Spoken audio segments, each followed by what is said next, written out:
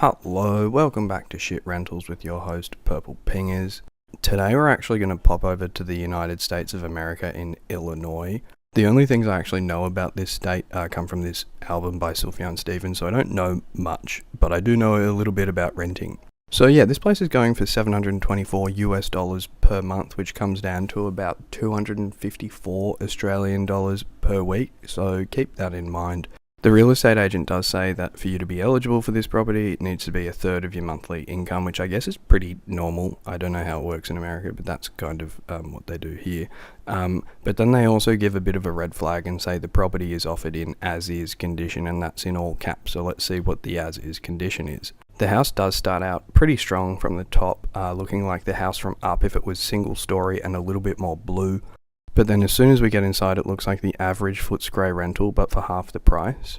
Also, that fridge looks like a delivery person was paid to deliver it inside and then just popped it inside, and it's never moved since. Moving on, we have a bedroom beautifully painted in the colour of snot, except it's that snot that you get when you're really sick and the snot is a little bit spicy. I kind of like this photo because it's taken in the doorway and it's like, oh, I wonder what it looks like inside. Not going to show you. Here's a sneak peek. Absolutely fucking love this ceiling fan. The carpet, not so much, but the ceiling fan goes pretty hard. I'm not sure if the power doesn't actually work in this house or if it just wasn't connected when the real estate agent took this photo, but either way it's creepy. You do get a garage, which is a good thing, but then again this is the garage, which is not really a good thing, but it is what it is. Anyways, my takeaway from this is that it looks like it sucks to be a renter in America too. Even though it's significantly cheaper, you are still living in a shit house.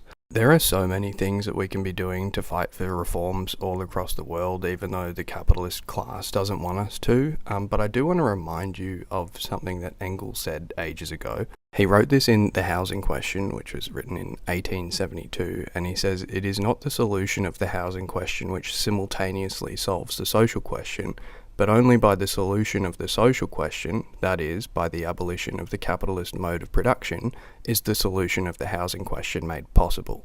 He's saying there are things that we can do to improve the housing problem across the world, but as long as capitalism exists, we will never solve the housing problem properly. It will always get worse. As long as housing is commodified, as long as human need is commodified and for profit, we will not be able to do anything about this. So if you want to do something about this, I encourage you to join the socialists. The link is in my link tree. Love you all.